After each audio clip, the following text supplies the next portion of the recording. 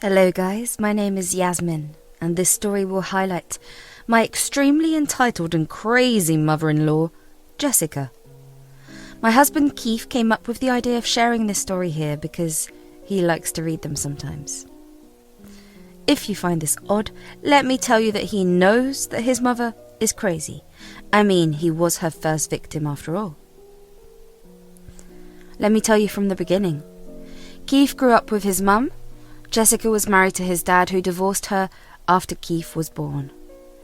He got a taste of her craziness and ran as far as he could. Unfortunately, Jessica didn't have good taste in men and ended up choosing a man who abandoned his child. So, Keith's father paid child support, but later terminated his rights. I've never met the man and don't wish to anyway. Jessica single-handedly raised Keith, or that's what she tells everyone. Truth is, she used Keith to get money from her family and live off them for the longest time possible. When they got fed up, she got a job but still took a lot of money from time to time.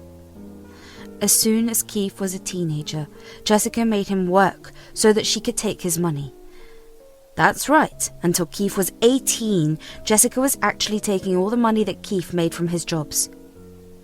Keith knew that he needed to get out, so he took out student loans and used a scholarship to get into a good college.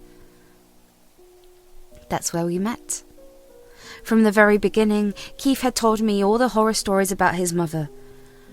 Trust me guys, I was furious on his behalf. This perfectly healthy woman made a teenager work to get basic necessities. It was horrible. I often said, I don't understand how you are still in contact with her. I would have stopped a long time ago. I can't do that, Yasmin. I was raised by a narcissist. She conditioned me to believe that taking care of her is my responsibility. I have a hard time getting over those teachings. How you live is not healthy, Keith. I know you still send her money from your part-time jobs. You need to get help and cope with your mental health better. I am planning to see someone, Yasmin. It's just that Mum keeps asking for money and guilts me a lot. She chooses all the wrong men who just leech off her, and that makes her leech off me. That's why I'm unable to save money. Plus, I'm trying to pay back student loans as soon as possible. I was so upset about Keith's condition that I used my own savings to get him started with therapy. He protested, but a lot of love and coaxing made him understand that I just want him to be happy. He joined therapy and started to feel much more confident about himself, and he was slowly starting to stand up to his mum. That is exactly why his mum never liked me. On the first meeting, she said, "You are that gold-digging witch who poisoned my son against me.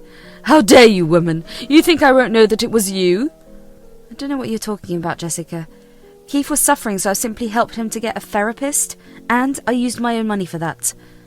How did I become the gold digger when you are the one who keeps asking him for money?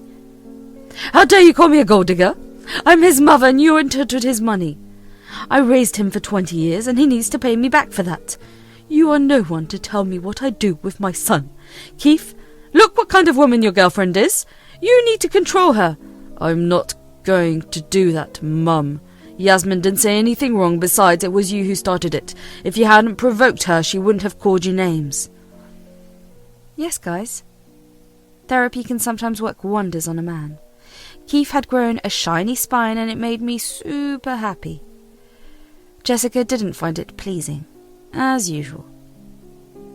Fast forward a few years, Keith and I graduated college and got married. We both work very good jobs because we worked our arse off in college.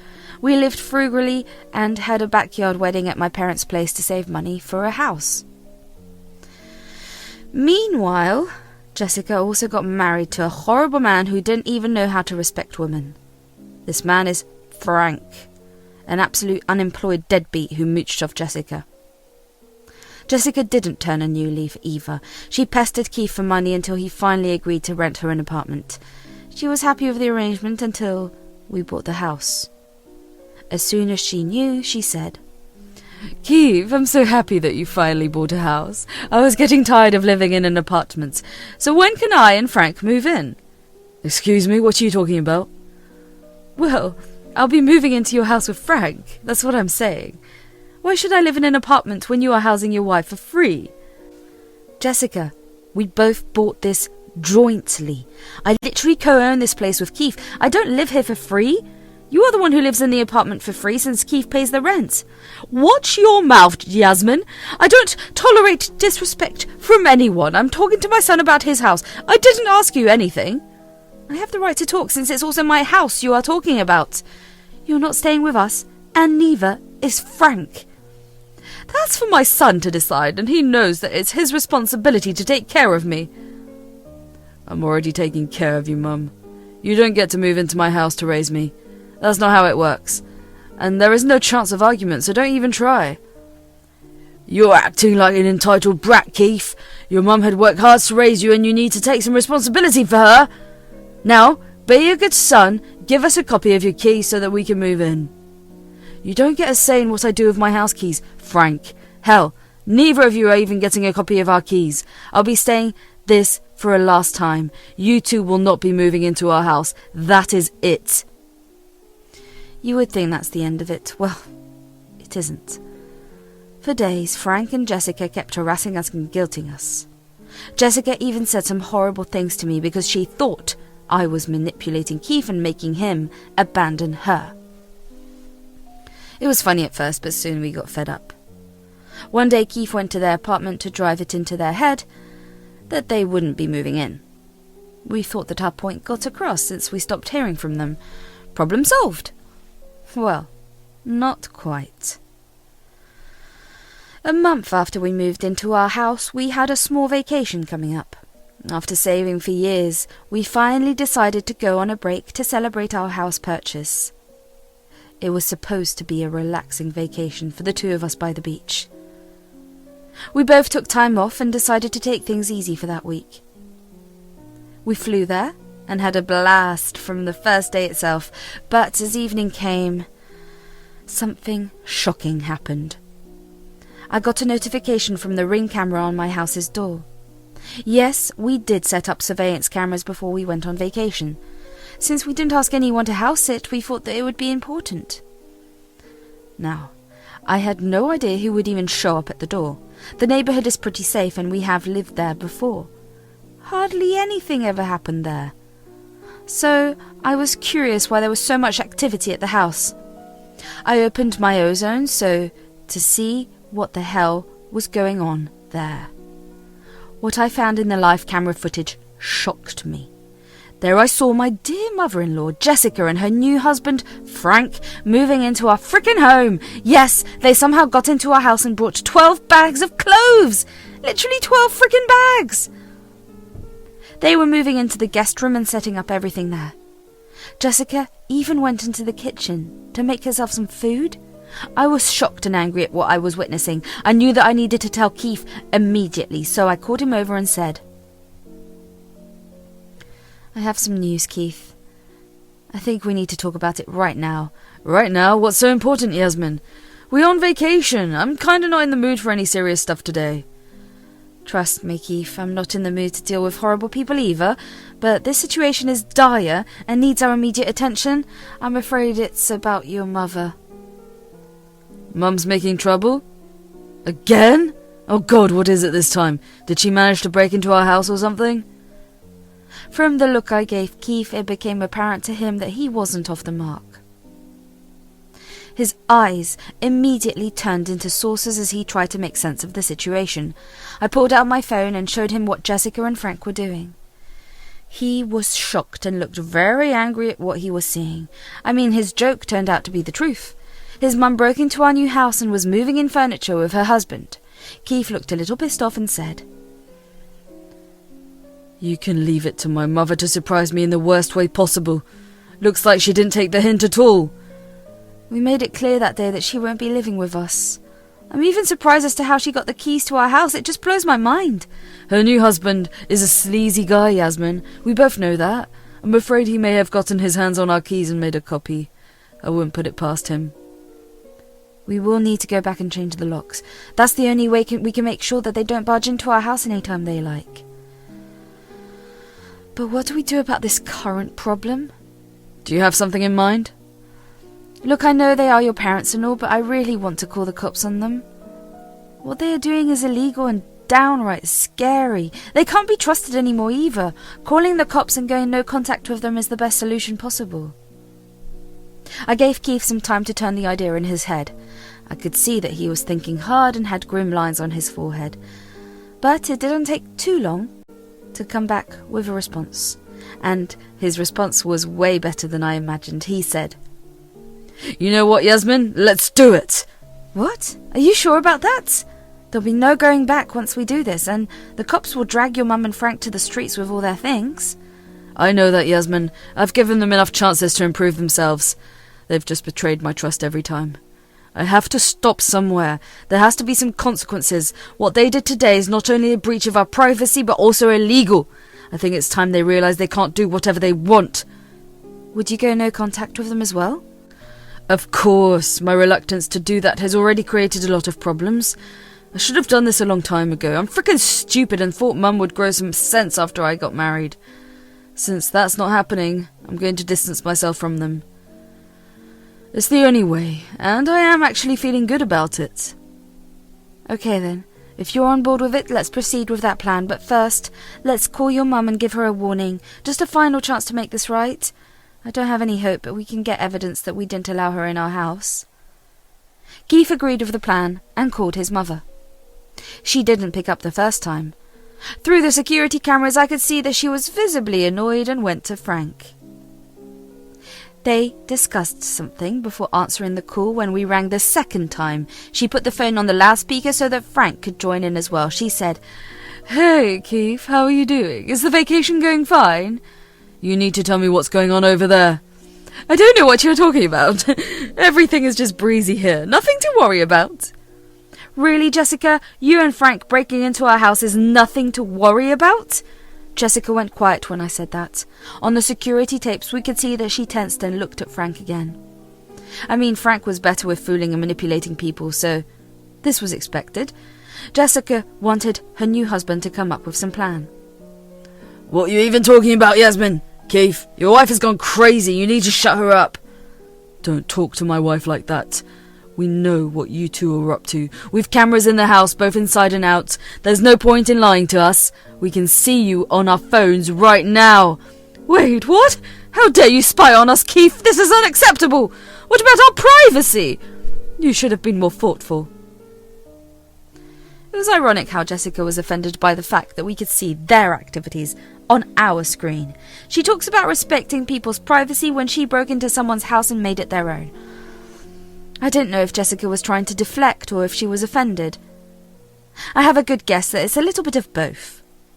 Her words sparked something in me and I said, That's rich coming from you, Jessica. You are the one who broke into our private home when we clearly told you that you are not allowed in. I don't care what you say, Yasmin. It's my son's house too, so I have full rights to be here. I'm his mother and should be staying with him. I already said no to that, Mum. Just because you're my mother doesn't mean you will go wherever I go. You already have an apartment that I pay for. Who wants to live in that tiny apartment when you have bought such a big house?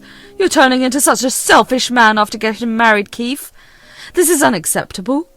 You can't expect your own mother to live in an apartment while you enjoy a whole house with your wife. That decision is not up to you, Mum. You shouldn't have just packed up your stuff and moved into the house. How did you even get a key? Both me and Keith were troubled by this question and needed answers immediately. Also, we needed them to confess to their wrongs so that we could use that to report them to the police. And our hunch was right. Frank said, Well, since you decided to be a brat and ignore your mother, I went and made a copy of your keys. Who the hell told you to touch my keys? I didn't give you permission to do that. I don't need your permission, Keith. I'm your stepdad. I have the authority to do what I think is right. You don't get to question me. I don't care who you are to me, Frank. I'm a grown-ass man and don't need a parent. What you did was theft and forgery, which are both offences under the law. Keith, how dare you talk to Frank like that? He only did this because he knew I was sad. A mother should have the keys to her son's house for emergencies and all, Right, for emergencies and breaking in whenever you want. You're insane, Jessica. You need to get off our property with all your stuff within an hour. If you don't, we will call the cops. That made Jessica and Frank look frightened. They visibly panicked and whispered something amongst themselves. Their panic was clear on their faces, and we could see that through the cameras. In the end, they said, "Don't threaten us, woman. This is not your house. This is my son's house. Only he gets to make those decisions. This house belongs to both Yasmin and me, and we both want you to get out before I'm forced to call the cops. Trust me, Mum, that will be ugly." "What an ungrateful brat you are, Keith. How can you threaten to kick out your mum?" She was given a warning and didn't listen. "Now both of you will be facing consequences. You've exactly 1 hour to vacate my house before I call the cops. Remember that I have you on surveillance and I will know what you are doing." Frank and Jessica started to yell at us when we hung up. We didn't want to go into an argument with them anymore. Their entitled brains were not meant to participate in conversations or healthy discussions. They didn't care about anything but themselves. We gave them 1 hour while we put all the proof into a folder. Through the cameras, we could see that they were having a discussion but didn't budge. Instead, Jessica started to unpack her bags. That made us both angry as hell. As the hour passed, we called the police with all the evidence we had. Thankfully, they took us seriously and went to our house.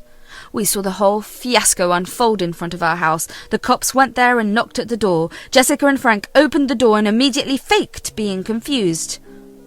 After the officers told them everything, they called us and sang a different tune. They said, "Keith, why was there a need to call the cops? We just want to live with our son. Why are you making things so difficult? Tell the cops that this was all a misunderstanding." "I don't want you living with me, Mum. I've said that 100 times now. Stop being so frickin' entitled. Leave before the cops arrest you and we are forced to press charges." "Keith, don't do this. Please. Look, we have nowhere to go. You need to let us stay here. Just tell the cops to leave. We will have a calm discussion about this once you come back." "Absolutely not, Mum. You need to pack up and go to your apartment. I want my house empty today and right now." "Keith, actually, we can't go back to the apartment. I cancelled the lease and sold my furniture. We really have nowhere to go. I thought that you wouldn't mind living with us, so I cancelled the lease myself." The frickin' audacity of this woman shocked me to the core. She cancelled her lease because she thought she could force us to house her? She was frickin' insane. Keith was boiling with rage and ready to scream at her sorry ass. He said, "You went behind my back and cancelled your lease? What the frickin' hell, Mum? You know what? That's not my problem. I don't care where you go. You need to vacate my house." No, Keith. Please listen to me. I've nowhere to go. Don't kick us out. I'm your mother. Do you want your mother to be homeless? You made yourself homeless, Mum. Since you don't want to stay in a rented apartment anymore, I won't give you rent money anymore. I'm frickin' done. You can take your new man and figure out something for yourself. Get out of my house and don't try to contact me again. At this point, Jessica was literally crying and begging to make us hear her out. She even cried to me and brought up my dead mother to guilt me. They had the very opposite reaction than what she expected. Me and Keith got so mad that we shouted at them and hung up. We immediately blocked their numbers because they crossed all our boundaries in one day and somehow made things worse than ever. The cops stayed back at the house and made sure that Jessica and Frank left. I called a mutual friend to house sit till we came back. She also assured me that she would call a locksmith to change our door lock the next day. She's a friend from college and we trust her a lot. We knew that she would make sure our house was safe. She lived in an apartment, so it was easy for her to come to the house. Frank and Jessica left and went to God knows where. My guess is they spent the night at the hotel and bought new phone numbers to harass us. It didn't work. No relative took their side either because they knew Jessica well enough, and they didn't want to be in her drama. Also, they told her in no uncertain terms that they wouldn't house or help her out in any way. That made Jessica focus her attention back on us. For the rest of our vacation, We kept our phones switched off. We opened our phones once daily to check for emergencies, and that's it. We also only called our friend to make sure everything was all right. Yes, Jessica and Frank did show up again and tried to get in. They left after the friend threatened to call the cops again. We are thinking of sending a cease and desist letter before they escalate their behaviour. Thankfully, they didn't. Want to know why? Well, when we got back from vacation, we found out that Frank had decided to leave Jessica. Why, you may ask? Because she couldn't house and feed him for free anymore. Jessica was devastated and begged her son to talk to her. She finally realized that she needed her son for money. Keith didn't soften at all. He stuck to the no-contact decision that is still in place today.